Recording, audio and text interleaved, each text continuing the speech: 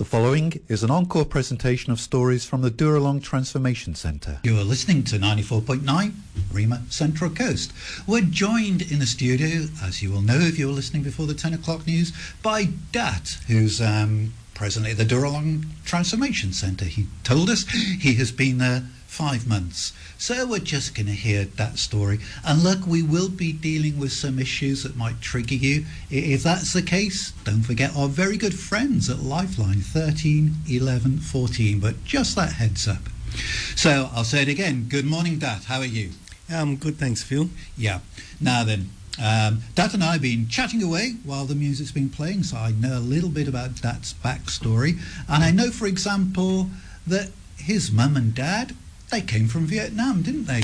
Yes, they did. They escaped the country in the Vietnam War, and it is drifted off to sea. And fortunately, long story short, I ended up in Australia as a refuge. I'm blessed that they made that life-risking choice. Yeah.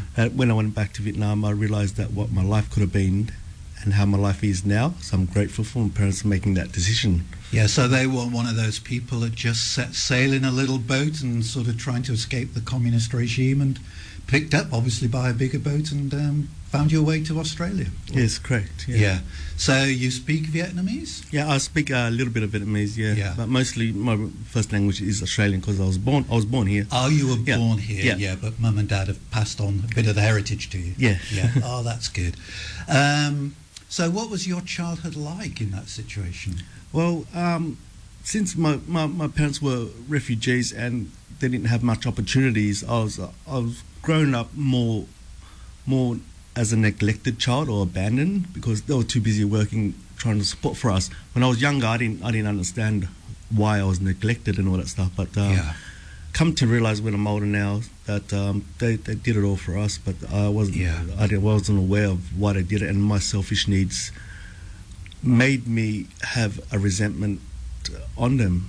So they were working extremely hard as sort of, newcomers to the country, trying to establish a business and make a living for their children. But so they were physically there, but emotionally absent. Yeah. So emotionally they weren't there. I needed, as any child would need, the nurturing of a child, and I didn't get that from the family. Yeah. So I've took it to where I found the acceptance and nurturing. And where was that? That was on the streets. Yeah, and I felt where I was validated, where I was accepted, and that's where my life took place for a long time. Yeah. Yeah. So not getting that nurturing and love at home, you just took it where you could find it. Yes. And that was on the streets. Yes. Yeah. So did the drugs or the alcohol, did they start at about this time as well? Well, I've dabbled in a few drugs, and what impacted me most in my life when I was 18, when I was drinking, and I got into a car accident, and my best friend died and his girlfriend, and they injured another friend in the car. So you were driving? Yeah, I was driving. I was drink driving, and that experience changed my whole life. It flipped my life upside down. I was confronted with a lot of trauma that it didn't get dealt with at the time. I didn't know what to do. I had no purpose in life. I felt like I wanted to trade my life for my best friend's life at the time, and there'd be a lot of guilt, a lot of shame. Yeah, a lot of guilt, shame, and neglect from the social network I was with too, because they neglected me of what my actions were, and I had no help. So they cut you off. Yeah, they cut me off, and I escaped from them. This is when I started. I found the drug ice, and that made me feel good. It made me feel like. I guess at the time I didn't know I was self-medicating, but that drug was my medication to cope with all the trauma that I had then. Because that's an overwhelming amount of trauma to sort of feel that you're responsible for your mate's death and another friend's sort of injury. And what age were you at this time, John? I was 18. How do you cope? Well, you've told us how you coped with it. Did nobody offer counselling or anything? There was no counselling. I didn't get offered counselling or anything like that. I was released on bail, and I just went on my way, and I just seen some friends that was there for me, and exposing me to the drug, and that was my comfort. That was my help. That was my living. That's how I lived, to cope with to suppress all the emotions with drugs. And so there's no counselling, there's no support available. You've got all these emotions swirling around. Yeah, well, it was only about 2 years ago I met a counsellor because I was sick of my life. I didn't know what to do with it, and I needed help. And I turned to professional help this time because I never did it before. And she actually made me realise that I was using drugs. I thought was just to have fun, but I was actually using drugs to self-medicate from the trauma that I had in the past. And that's what I'd done until, when she made me realise that, then I knew I had a bigger problem than what I had in the first place. Yeah. So you talked about initially the situation with your mum and dad and how they weren't there emotionally to nurture you and sort of play good role models as mum and dad. So you found that love and acceptance on the streets. Then you talk about the trauma from that road accident with your best friend dying. And you just turned to drugs as the only way to cope with life. Yeah, I didn't know I was coping with drugs. I thought I was just having fun, and that's what suited my agenda and my personality at the time. Yeah. And coming to Dooralong, I realised that's not how to live life, you know. And I've escaped this whole time. I'm 36 years old, and so you've lived a long time repressing these emotions. Yes, that's correct. With drugs. Yeah, and so coming to Dooralong, they've taught me. Well, they're teaching me how to live life again the proper way, not with my personality, the way how I want to live it. It's more of the spiritual principles of God's will. So you're having to relearn how to do life. Yeah, I wouldn't say relearn, just to learn. I haven't learned how to live properly. Yeah. So it's just me learning. Yeah. So how long were you in addiction for? Because you had that accident when you were 18, did you say? Yeah. And you told us you're in your 30s now. That's a long time to live in addiction. Yeah, it is a long time. It's most of my life, basically, and that's all I know. And now to be open to learn a different way of living, it's overwhelming, but I know I need a lot of time to retune everything, the way I look at life. Yeah. And it's working. Slowly but surely I'll get there. I know it's not a race to get recovery. It's a lifelong journey. Yeah. One question, and then we'll break to some music. But one question before that. Now that it's been explained to you that what you've been doing with the drugs is repressing all these emotions, and it's time to let them sort of talk about them and deal with them in a healthy way, that must be very, very hard, because those emotions are very painful emotions. Yes, it is hard, but I'm grateful for Dooralong that they got this amazing program that lets you experience these emotions and deal with it properly with the support of the community and the staff there. Yeah, it's lovely. A good, safe place, and there's help 24/7. Yes. Yeah.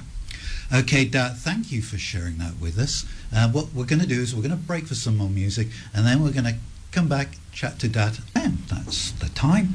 We're talking to Dad this morning, who's been explaining to us that very sort of traumatic incident in his life, and before that, the sort of emotional neglect as a child.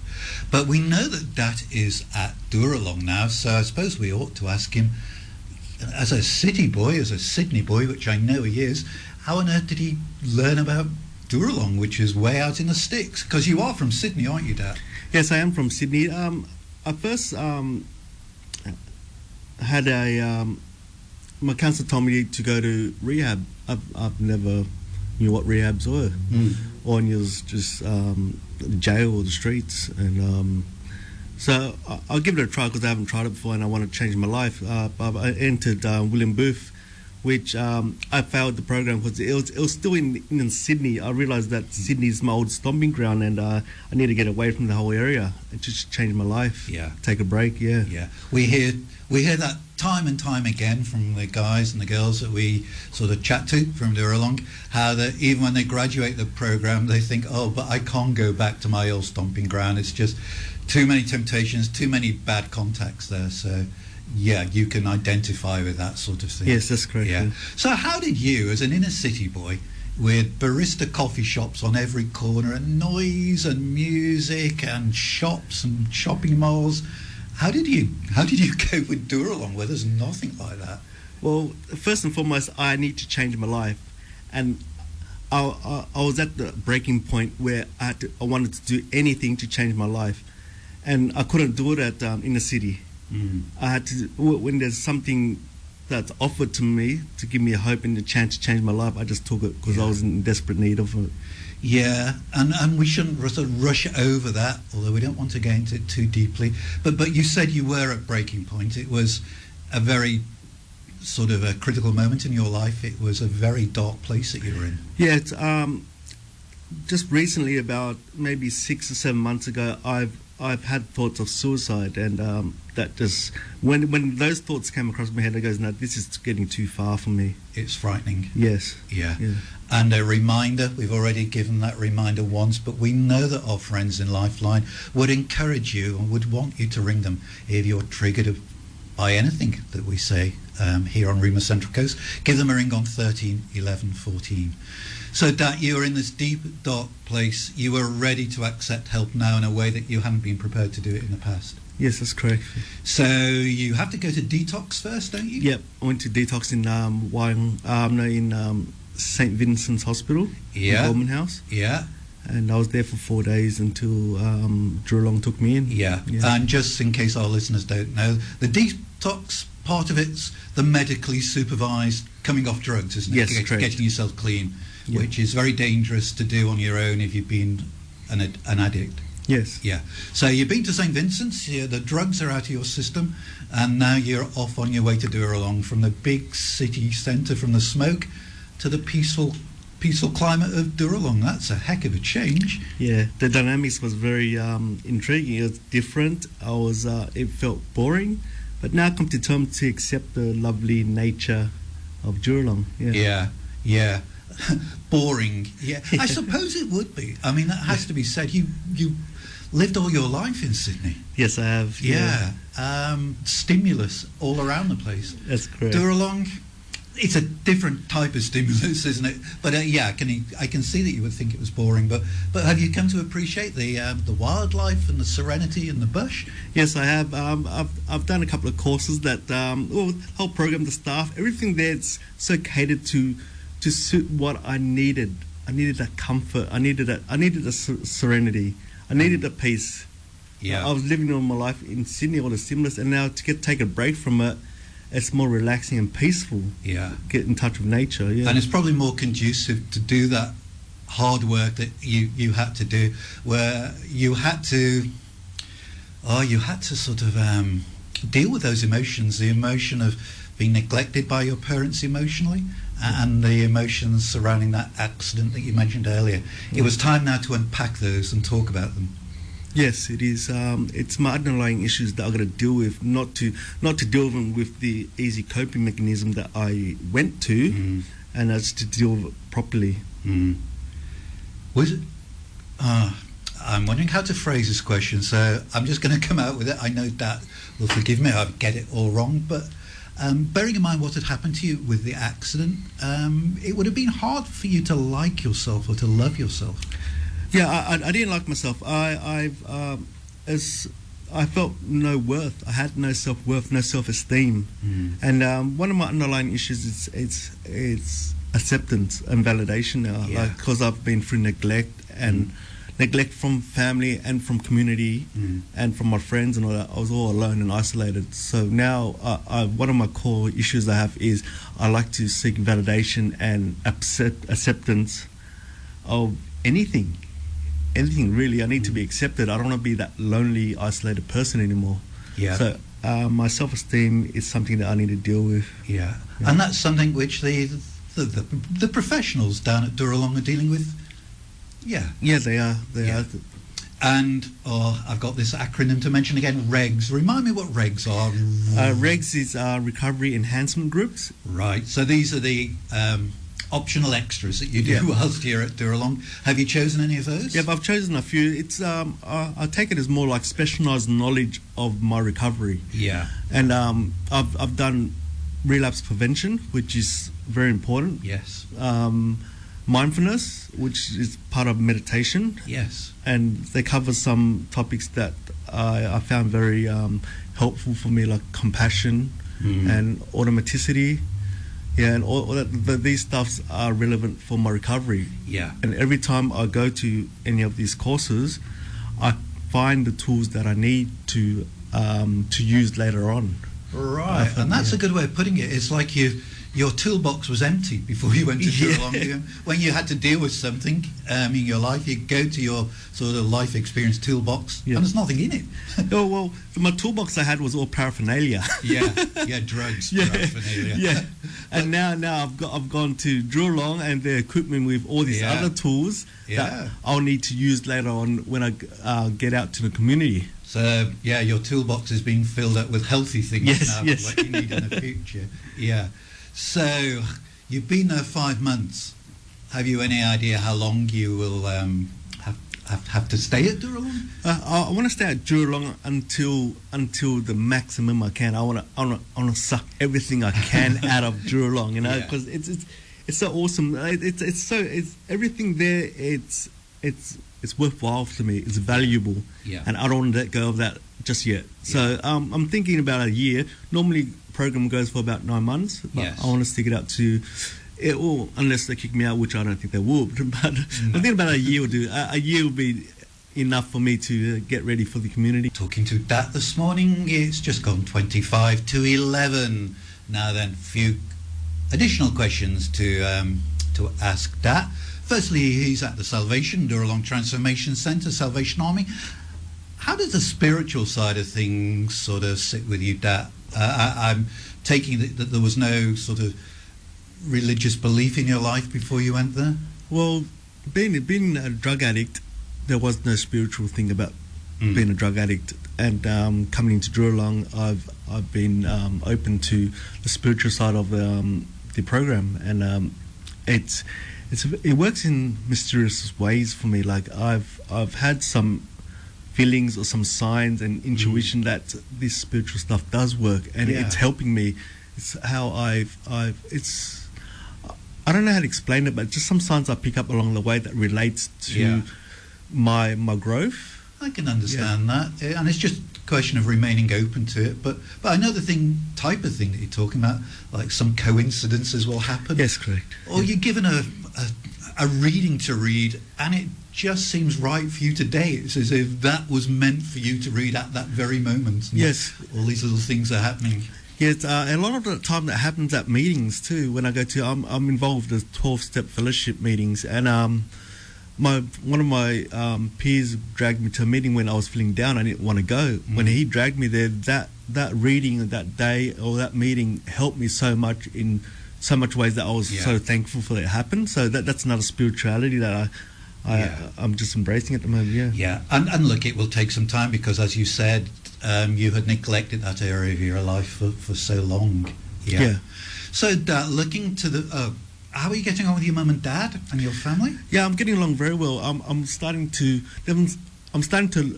understand them more. When I was in addiction, I neglected them too. I was isolating myself, but for them to actually know me and me to know myself too, I feel the love. I feel the love that they have for me all these years. They've been patient with me. Yeah.